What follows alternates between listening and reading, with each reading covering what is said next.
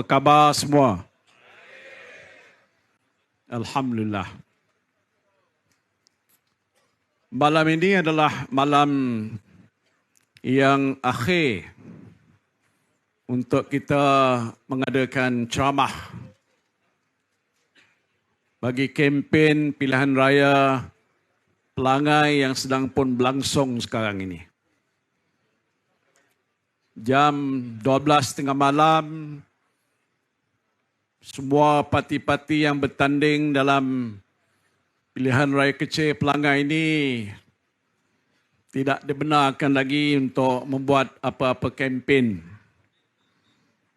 Kerana besok pagi, bagaimana yang telah pun disebutkan oleh rakan-rakan yang telah berucap lebih awal, memperingatkan semua pengundi yang ada di Pelangai ini akan keluar beramai-ramai menunaikan tanggungjawab untuk mengundi pada hari esok. Dan pastinya harapan saya selaku pengurusi Perikatan Nasional ialah seluruh pengundi yang ada di dalam DUN Pelangai ini akan keluar beramai dan mengundi kepada Cikgu Kasim, calon Perikatan Nasional kita. Boleh ataupun tidak? Alhamdulillah. Saya kira dalam tempoh lebih kurang 14 hari waktu kempen berlangsung, ramai pemimpin parti telah pun memberikan penjelasan tentang betapa pentingnya pilihan raya kecil Pelangai ini. Bukan setakat betapa pentingnya pilihan raya ini, tetapi kesempatan diambil juga untuk menjelaskan situasi dan keadaan negara kita Malaysia ini. Khususnya dalam keadaan di mana negara kita hari ini berhadapan dengan pelbagai-bagai isu dan masalah, terutama waktu mana kerajaan pimpinan Anwar Ibrahim menjadi Perdana Menteri Malaysia ini.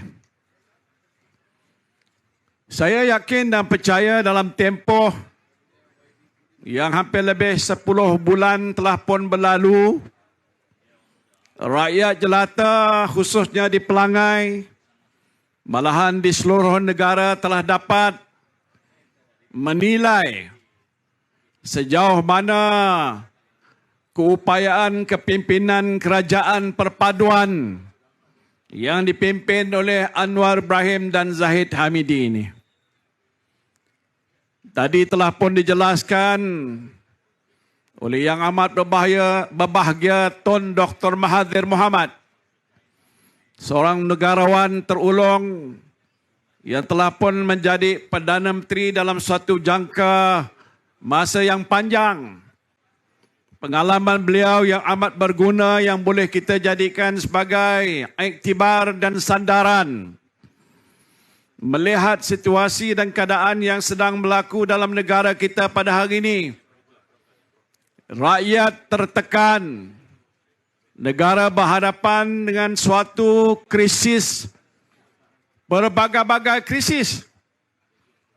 Pertamanya, krisis kepimpinan negara, krisis politik negara, krisis ekonomi yang sedang pun dihadapi oleh rakyat jelata yang pada hari ini telah meletakkan negara kita dalam suatu ambang kedudukan yang amat berbahaya.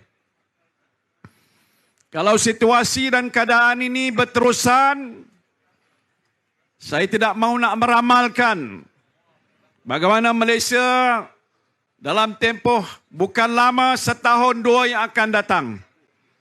Itu pun kalau kerajaan Madanuni masih kekal menjadi kerajaan. Kerana pada hari ini di mana-mana saja saya turun ke lapangan, saya berjumpa dengan pelbagai-bagai peringkat masyarakat Dan sebahagian besar daripada yang saya temui tidak lain dan tidak bukan adalah mereka-mereka yang hidup sederhana. Tetapi sebahagian besarnya juga pada hari ini mereka yang hidup dalam keadaan kesusahan, dalam keadaan kemiskinan. Dan lebih membebankan ialah kerana situasi ekonomi negara dilihat pada hari ini belum ada petanda-petanda pemulihan. Kalau boleh saya bawa dan imbas saudara-saudara sekalian, waktu kita berhadapan dengan satu krisis juga, iaitu krisis kesihatan, di mana Malaysia dilanda dengan wabak COVID-19. Seluruh dunia juga tidak terkecuali berhadapan dengan masalah yang sama. Ini suatu perkara yang tidak pernah kita duga berlaku di negara kita. Dan disebabkan itu, kita terpaksa menguruskan situasi dan keadaan yang amat sukar. Kalau tidak ada sesuatu tindakan cepat dan tegas untuk nak menguruskan soal COVID, saya percaya orang pelangai pun boleh tahu apa akan jadi. Kerana di waktu itu sudah pun menular wabak COVID-19. Saya mengangkat sumpah sebagai Perdana Menteri dengan izin Allah Subhanahu Wa Taala pada 1 hari bulan Mac tahun 2020. Selepas saja Tun Dr. Mahathir yang kita saksikan tadi meletakkan jawatan. Saya pun tak pernah bercita-cita macam Anwar Ibrahim nak jadi Perdana Menteri. Tapi kerana takdir ilahi, kun fayakun, jadilah saya Perdana Menteri. Pada 1 hari bulan Mac saya mengangkat sumpah. Pada 16 hari bulan Mac, kita mengadakan mesyuarat jemaah menteri ataupun kabinet di mana kita telah bincang panjang lebar. Situasi COVID sudah mula menular. Saya fikir sudah hampir kebanyakan negeri sudah ada kes-kes orang yang telah pun dijangkiti dengan wabak COVID masuk ke hospital dalam keadaan di mana tidak ada bentuk rawatan, belum ada lagi ubat dan penawar, tidak ada vaksin ditemui. Maka saya telah pun membuat satu keputusan. Keputusannya ialah untuk mengenakan Perintah Kawalan Pergerakan ataupun PKP yang kita kenal pada hari ini. Apakah tujuannya? Tujuannya tidak lain dan tidak bukan, walaupun kita tahu kesannya adalah amat besar, menyulitkan rakyat, tetapi kerana kita nak menentukan supaya nyawa rakyat itu dapat kita pelihara, maka suatu arahan dikeluarkan oleh saya dan kerajaan Malaysia waktu itu untuk tidak membenarkan rakyat bekerja di mana-mana. Duduk hanya di rumah. Jangan ke sana, jangan kemari, jangan ke sana, jangan kemari. Ini dah jadi lagu rap anak-anak muda. Masihkah kau ingat? Ingat? Tujuannya ialah untuk mengawal keadaan. Saya tidak nak menceritakan soal bagaimana kita menguruskan COVID. Panjang ceritanya. Tapi saya nak menyebutkan di sini waktu mana kita berdepan dengan suatu krisis. Krisis ini tidak kita jangka. Tetapi suatu krisis sebesar itu mesti kita uruskan. Dan kita mesti uruskan dengan cepat dan segera. Jangan leka, jangan lalai. Kerana kalau kita leka dan lalai, maka makin banyaklah nyawa yang mungkin terkorban. Tetapi itulah yang telah pun kita ambil sebagai Kerajaan Perikatan Nasional. Jangan lupa. Kerana ada orang bertanya dengan saya, Tan Sri, kalau jadi kita bentuk Kerajaan Perikatan Nasional yang akan datang macam mana rupanya? Saya kata, awak sudah lupa. Waktu kita berhadapan dengan krisis, Kerajaan Perikatan Nasional lah yang wujud untuk membantu rakyat di seluruh negara. 32 juta rakyat yang tinggal di negara kita ni, kita bantu. Satu, untuk menentukan kita dapat mengawal situasi COVID supaya tidak merebak, tapi dia merebak. Dalam keadaan yang sama kita nak menentukan supaya rakyat jelata jangan tidak ada makanan di atas meja. Macam Menteri Besar Kedah sebut tadi. Kita arahkan. Di waktu itu kita tak pilih parti itu parti kerajaan waktu itu ke ataupun parti pembangkang. Hak Menteri Besar dan Ketua Menteri semua datang. Hadir dalam mesyuarat. Mesyuarat kita tak kira waktu. Pagi, petang, siang, malam. Kerana ini situasi darurat. Keadaan krisis yang besar yang melanda negara. Tindakan mesti dibuat cepat dan segera. Selepas kita kenakan Pentah Kawalan Pergerakan, saya panggil Menteri Keuangan, Tengku Zafrul. Dia masuk UMNO pula. Saya beritahu kalau besok kita adakan Pentah Kawalan, orang tak bekerja, kilang tak buka, kita kena sediakan peruntukan. Peruntukan itu boleh kita gunakan untuk membeli barang-barang makanan. Kita hantar ke seluruh negara. Saya fikir tak terkecuali ke perangai ini. Untuk bantu setiap keluarga ada makanan di atas meja. Kotak-kotak bekalan bahan makanan prihatin. Kita hantar di seluruh pelosok negara kita. Sampai ke Sabah, sampai ke Sarawak. Waktu itu tidak terdengar soal masalah tak ada beras. Ada dengar? Tak ada gula, tak ada tepung. Tak ada viral dikeluarkan orang beratur panjang 1 jam, 2 jam. Untuk mendapatkan beras. Tak ada. Dalam keadaan darurat yang susah.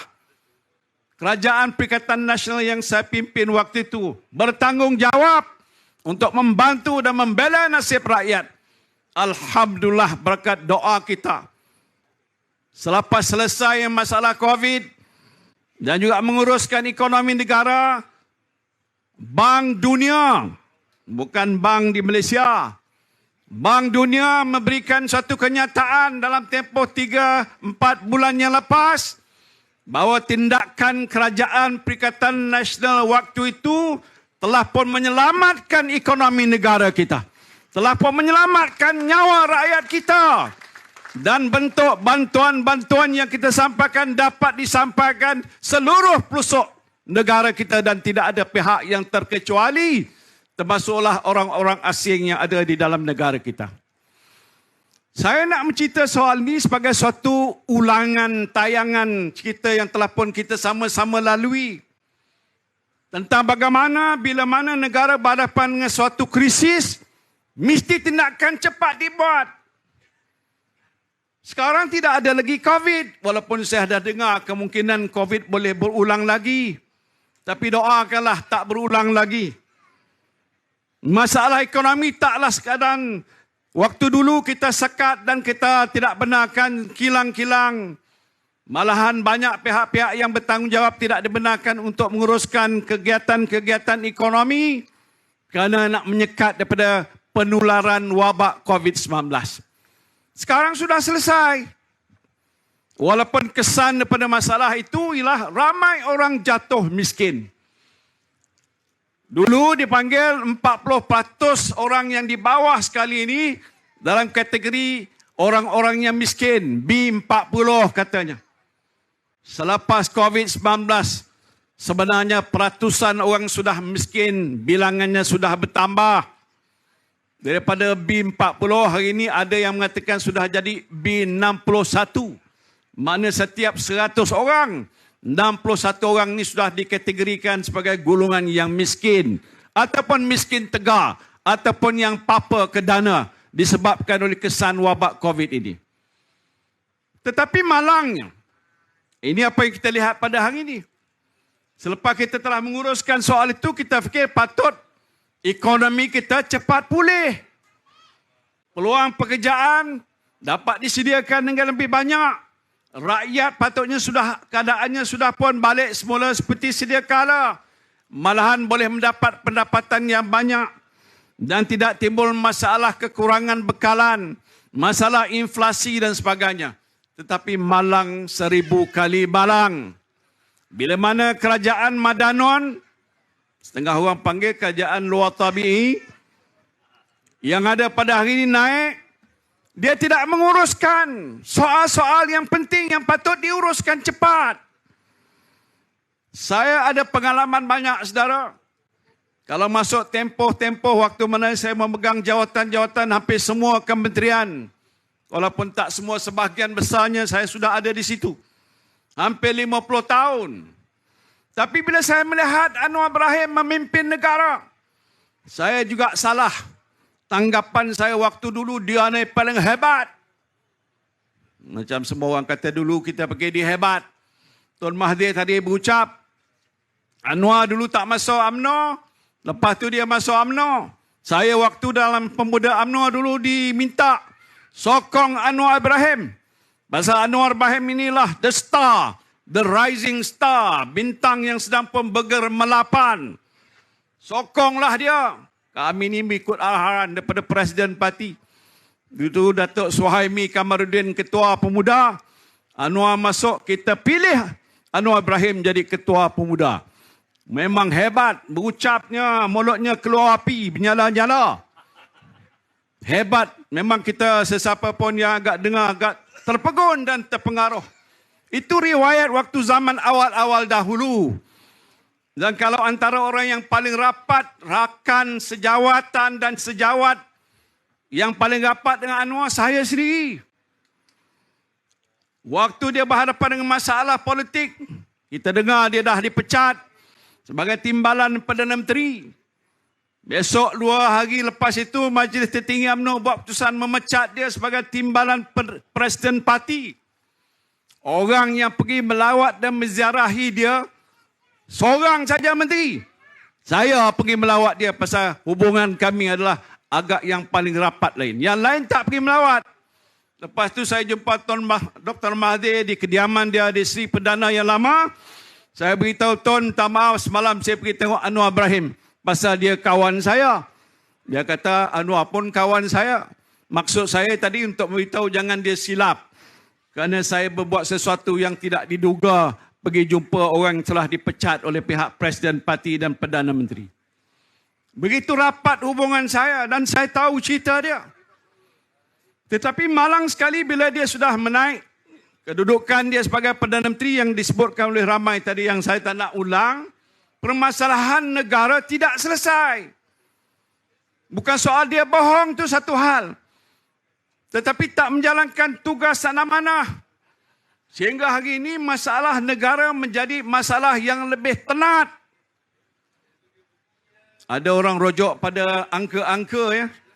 Dalam ekonomi yang mengatakan ada kekurangan dari segi inflasi dan sebagainya.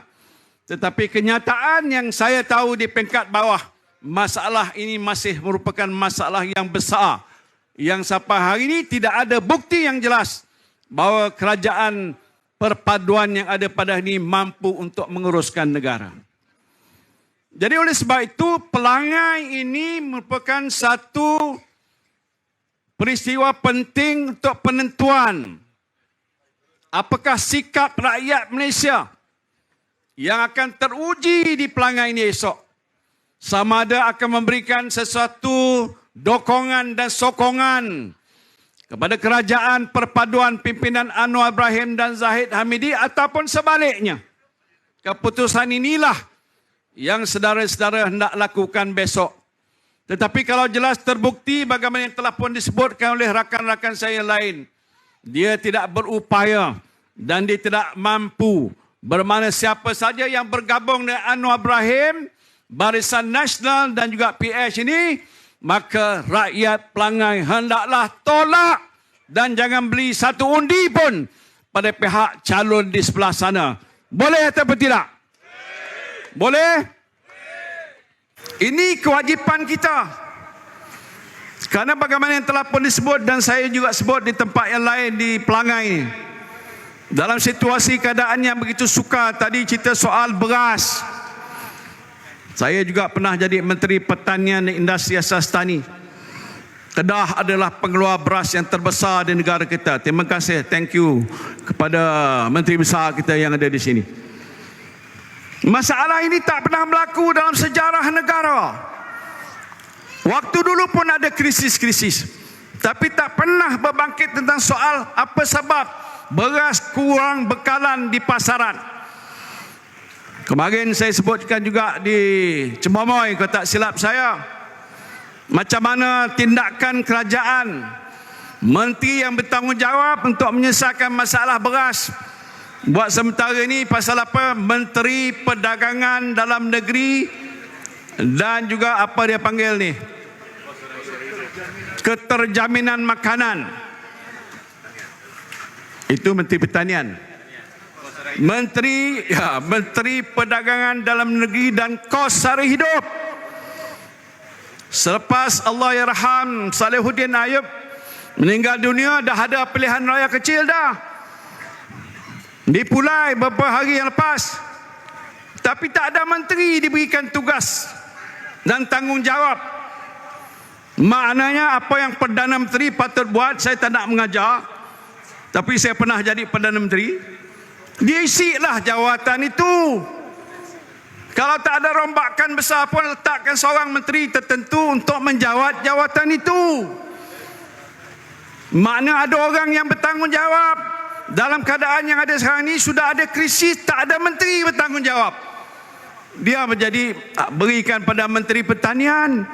Menteri Pertanian buat keputusan Fama edarkan beras. Tadi saya tanya dengan Datuk Ronald Kiandi, dah keluar kenyataan. Sejak bila Fama edar beras? Dekat Pelangai pun dia datang edar beras. Saya tak kata tak betul ataupun tak tepat, tapi tak boleh dibuat begitu. Kerana sistem pengedaran beras ni dah lama wujud. Tak payah terus Fama, orang kata semua badan-badan daripada Bernas sampai orang kata wholesaler yang utama, pembekal yang pengedar yang utama, peruncit yang utama dah ada di seluruh negara. Kalau di Pelangai ni semua banyak kedai pun dah ada. Macam mana sistem yang sudah wujud lama itu tak digunakan? Kemudian dibagikan tugas pada soal agensi Fama untuk menguruskan beras, dan pastinya ini bukan saja salah dari segi undang-undang, tetapi bebannya adalah beban yang akan ditanggung oleh sebahagian besar rakyat yang menjadi penggunanya. Terus saya ceritalah soal harga naik melambung yang hari ini semua menjadi masalah. Bekalan tidak ada, orang terpaksa beratur sampai 2-3 jam mendapatkan bekalan. Hal sebegini saja, saudara, menunjukkan tidak ada keupayaan dan kemampuan pihak kerajaan pada ini untuk nak menyelesaikan masalah rakyat. Kebimbangan saya ialah kalau hal sebegini satu saja sudah menjadi masalah besar, dan dikatakan untuk tahun hadapan situasi dunia tidak bertambah baik. Masalah bekalan bukan saja bahan beras dan sebagainya berkurangan, tapi banyak lagi akan menjadi masalah besar kalau pimpinan kerajaan perpaduan hari ini tak tahu cara nak menguruskan soal negara.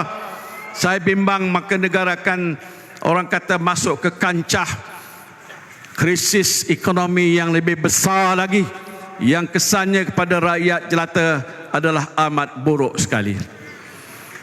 Sebab itulah situasi yang kita hadapi pada hari ini cukup mencemaskan. Saya tak tahulah sama ada orang Pelangai ini ada rasa cemas ke tak cemas, tapi saya nak bayangkan, kerana tidak ada kemampuan pimpinan negara, Perdana Menteri untuk mengurus. Tadi dah sebutkan soal apa yang menjadi utama, dia nak jadi Perdana Menteri. Soal apa yang utama, Zahid Hamidi nak dilepaskan dan dibebaskan dan sudah dibebaskan. Tapi itu bukan masalah pokok. Masalah pokok ialah pengurusan negara. Masalah pokok ialah nak menjaga rakyat. Rakyat mesti ada makanan di atas meja. Tetapi kalau Perdana Menteri sendiri tak tahu menguruskan hal-hal sebegini, ini masalah besar pada kita. Dia cari mangsa. Saya ni orang yang pertama dijadikan mangsa. Saya tak pernah mencuri duit rakyat, tuan-tuan. Dah berkhidmat dalam kerajaan, jawatan pelbagai-bagai, 1 sen saya tak ambil. Saya cerita betul-betul. Saya tak pernah menyalahgunakan kuasa. Tetapi bila Perdana Menteri Anwar Ibrahim naik, dia buat sesuatu tindakan. SPRM memanggil saya dan menyiasat saya. Kononnya ada program Jana Wibawa, iaitu bantuan untuk membantu kontraktor Bumi Putra. Kita namakan Jana Wibawa, yang telah pun diluluskan oleh jemaah menteri supaya kontraktor Bumi Putra tak gulung tikar. Tetapi malangnya, selepas saya berhenti dan dia mengambil alih kerajaan, dia kata saya sudah menyalahgunakan kuasa. Saya telah menyalahgunakan kuasa. Saya dapat wang, walaupun wang itu bukan untuk saya, untuk Parti Bersatu dan Perikatan Nasional. Dan sebab itu bila saya dipanggil oleh SPRM, pegawai SPRM beritahu, kami ni terpaksa ambil tindakan, Tan Sri. Kami tahu Tan Sri tak buat salah, tapi apa nak buat, ini arahan orang atasan. Ini berkali-kali bila saya dipanggil oleh SPRM, orang interrogate katanya, di soal jawab, itu yang disebutkan oleh ramai pegawai SPRM. Jadi kalau tidak ada apa-apa, kenapa saya dituduh? Peguam saya kata, Tan Sri, tengok dia akan tuduh. Ya, saya kata, tapi saya tak melakukan apa-apa kesalahan. Saya tak menyalahguna kuasa, saya tidak rasuah, tak ada. Pasal apa? Sifat zalim. Walaupun tidak ada kes, dia charge saya. Malahan tak ada kenyataan dikeluarkan, diminta saya nyatakan sebab-sebab. Besok saya dipanggil oleh PSPM, dia kata saya akan ditangkap sekarang, lepas tu akan dibawa ke mahkamah besok dan dituduh atas beberapa perkara yang disebutkan tadi. Maknanya apa, saudara? Kalau ikut keadaan biasa, saya tidak akan terperangkap dalam keadaan dibawa dengan tuduhan-tuduhan yang bukan-bukan. Tapi jelas terbukti bila saya bawa perkara itu ke mahkamah. Saya beritahu pada peguam saya bahawa kita harus batalkan apa pertuduhan tadi, kerana saya sendiri tahu saya tidak melakukan apa-apa kesalahan. Dan jelas terbukti bila dibawa ke muka pengadilan, keputusan hakim ialah untuk membebaskan dan melepaskan saya daripada segala pertuduhan, terutama 4 perkara yang awal-awal dikatakan predicate telah pun dapat diselesaikan begitu. Ini jelas terbukti. Tetapi malangnya mereka nak teruskan juga buat rayuan.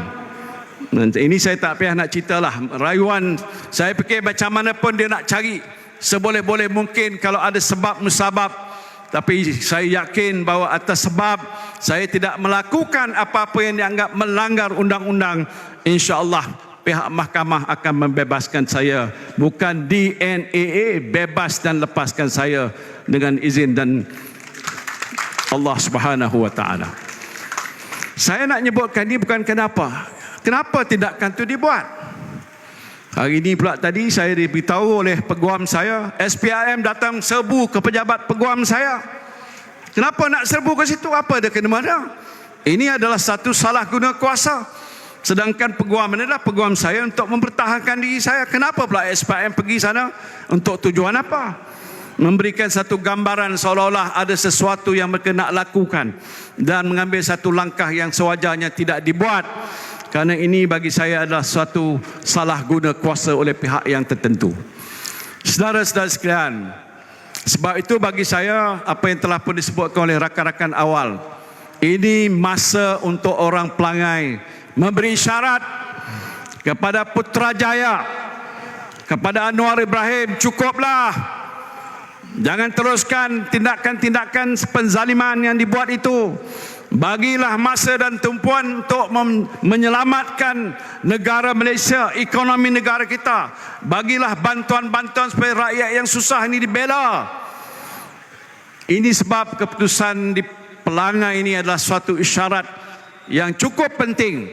Dan saya yakin dan percaya dalam beberapa hari yang saya sudah berada di sini nampak begitu ramai yang hadir.